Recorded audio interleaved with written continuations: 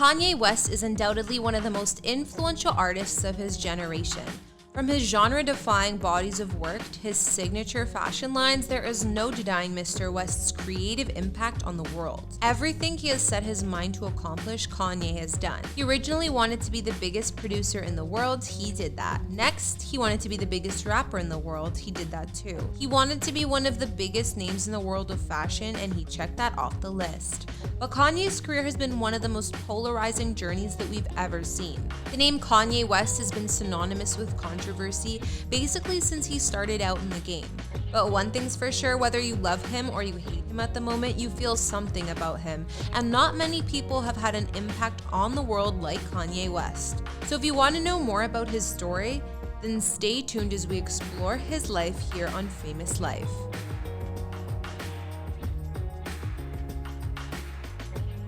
Kanye Omari West was born on June 8, 1977 in Atlanta, Georgia to Donda and Ray West. The two met at Spelman College in Atlanta, where Ray was hired as a freelance photographer by the Director of Public Relations, and Donda was working in the Public Relations Department while studying for her master's degree at Atlanta University. Ray West is a former Black Panther member and one of the first Black photojournalists at the Atlanta Journal-Constitution. He also holds 2 degrees. The two were married 3 months after they started dating. At first, neither one of them wanted to have children, but 3 years into their marriage, Donda said that she felt like the Spirit of God gave them Kanye. Kanye revealed in his David Letterman interview that his parents' divorce may have been finalized when he was 3, but they were basically separated when Kanye was just a baby.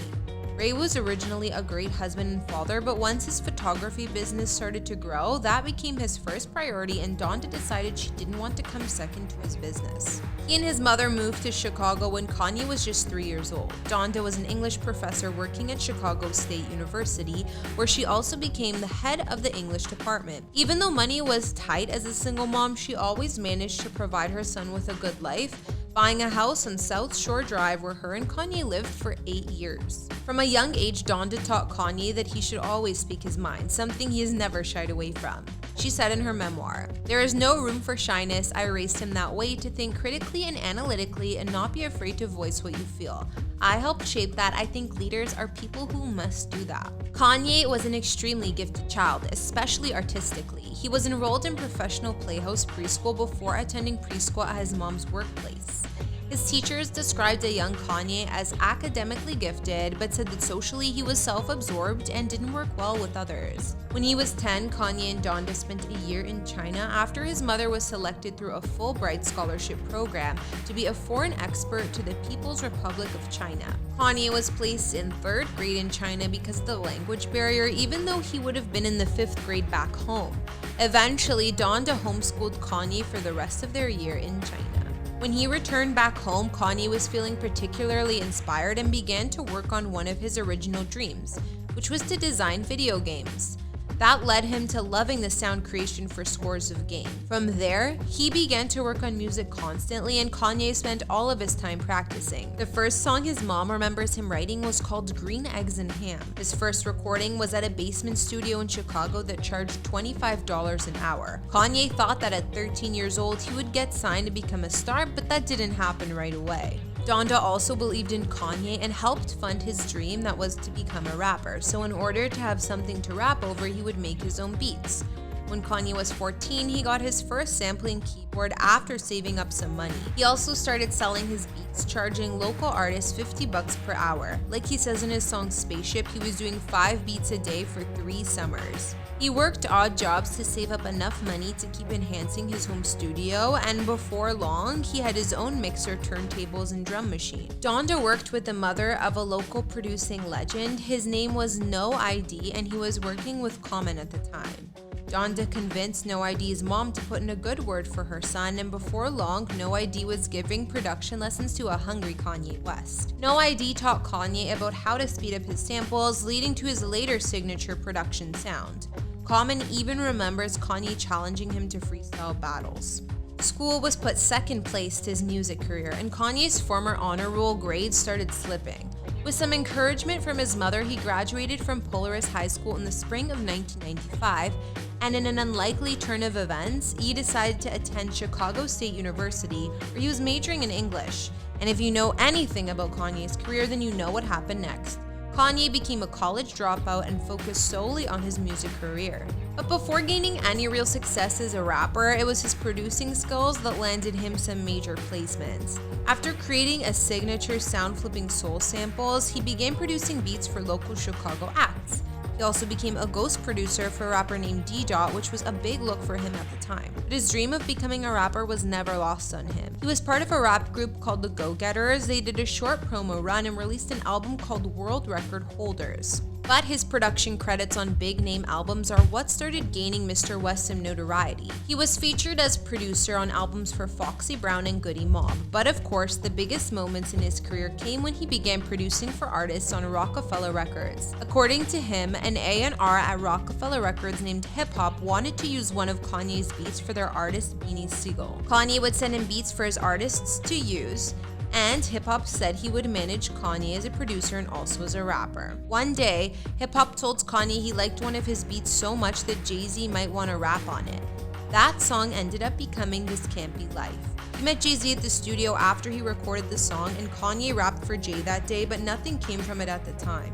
Shortly after, Danya and Kanye moved to Newark, New Jersey with all of his recording equipment. The first beat he made in his new apartment was Heart of the City. One day, Kanye was playing beats for Beanie at a studio session, but he had already finished his album and wasn't looking for any more beats. Then Jay-Z walked in and heard Heart of the City, so he played another beat and another one, and Jay was impressed. Those beats ended up being some of Jay's biggest songs on his album The Blueprint, and from there, Kanye the producer was on, but his career as a rapper still had a long way to go. Kanye continued to produce for Jay-Z and other major artists. After leaving some artists including Ludacris at around 3 a.m. while driving in his rented Lexus, Kanye was cut off and ran head-on into traffic. He collided with another car just a couple blocks away from the W Hotel. On October 23rd of 2002, MTV reported that Kanye West had been injured in a car accident in LA. In an interview and speaking on the night, he said, "When I had my accident, I was working on Beanie Sigel, Black Eyed Peas and Pete track, and let's just say those tracks were not my best work. If I would have passed that night, that would have been the end of my legacy. Now when I go into the studio, I act like this could possibly be my last day." Kanye had to have reconstructive surgery on his face and his jaw was wired shut, but that accident would also serve as inspiration for one of Kanye's most important songs, Through the Wire, which he wrote and rapped just weeks after the accident, with his jaw wired shut. The song later became the first single off his debut album. After convincing some label reps he was more than just a producer, Kanye West signed with Rockefeller Records and released his debut album, The College Dropout, and the album ended up winning the Grammy Award for Best Rap Album. Kanye's career after that is one of the most impressive and impactful runs in music history, and while we could do a separate video for each of his albums in moments to come, we'll give you a brief story of how he went from convincing people he was a rapper to one of the biggest artists alive. Beginning to work on his follow-up effort, Kanye invested $2 million of his own money into the album called Late Registration. He hired a full-string orchestra and incorporated live instrumentation into his work. And although he went into debt to produce the album, he made all of it back, with the record selling over 2.3 million units within its first year of release. But what would Kanye's career be without controversy? Just a few days after the release of Late Registration, Kanye got on national television, and to Mike Myers' surprise, he told the world that George Bush doesn't care about black people. Kanye kept his mother's advice close to heart and never shied away from speaking his mind. But his music began to speak much louder than any controversy surrounding his name could. West came back with another classic album, Graduation, 2 years later. After touring with U2, he was inspired by the way they controlled a crowd with their hits. So Kanye made it his goal to create stadium anthems that were more melodic than his previous work. With songs like Can't Tell Me Nothing and Stronger, he reached his goals. But while Kanye was at the height of his success and popularity, he lost the most important person in his life, his mother, Donda West. Many cite this as the moment that Kanye changed forever. She passed away from complications and surgery in November of 2007. Kanye performed an iconic tribute rendition of his song Hey Mama at the Grammys that year, with Mama shaved onto his hair. And around the same time, Kanye and his longtime girlfriend Alexis Pfeiffer ended their engagement. Kanye was going through the hardest period of his life, losing the two most important women he had. To channel the pain and heartache, he shifted his direction musically and released the album 808s and Heartbreak. The sound of this album once again completely shifted the direction of hip-hop, paving the way for much of the sound we hear today. But it was clear that Kanye West hadn't dealt with all of the pain and trauma from his losses, as he was spotted drinking from a big bottle of Hennessy at the 2009 MTV Music Video Awards with his new girlfriend Amber Rose. And it was that night that would shift the public perception of Kanye for a long time. After Taylor Swift won the award for Best Female Video over Beyoncé, Kanye took the stand, once again not holding back his thoughts. It was after that incident that Kanye decided to take a step back from the spotlight. Kanye found solace in Hawaii. He would invite creatives from around the world to visit him and contribute to what would become critically acclaimed as one of the greatest albums ever, My Beautiful Dark Twisted Fantasy. In 2012, Kanye began dating Kim Kardashian. In 2013, they had their first child, North, and in 2014, the two got married. The two have since had 3 more children together, Saint, Chicago, and Psalm, but we'll talk about this marriage in a bit. It was after the release of Twisted Fantasy that he began to focus more of his time and effort into fashion. He released his first signature shoe with Nike called the Yeezy Ones, later making a historic move to Adidas, who gave him the freedom to create his own fashion line. The Yeezy shoes have become one of the most sought-after sneaker lines in the history of kicks and go for insanely high resale prices online. Kanye released Yeezy Season 1, and by 2016, he was able to release his Season 3 collection in Madison Square Garden, coinciding with the release of his album The Life of Pablo. But Kanye's controversies continue to bring his name to the spotlight for the wrong reason. During his Life of Pablo tour, Kanye went on stage in a manic state, calling everyone out from Drake to Jay-Z and revealing his support for Donald Trump, before canceling the rest of his tour dates and checking into a psychiatric facility. He returned to the public eye in 2018 by releasing a series of tweets that had the whole world looking at his 140 characters. Then Kanye went to Wyoming, where he produced a series of 7-track albums, including Pusha T's Grammy-nominated Daytona and his solo album Ye. Kanye admitted to struggling with bipolar disease, writing on the album cover, "I hate being bipolar, it's awesome." And he recently spoke with David Letterman about the struggles that come along with mental illness.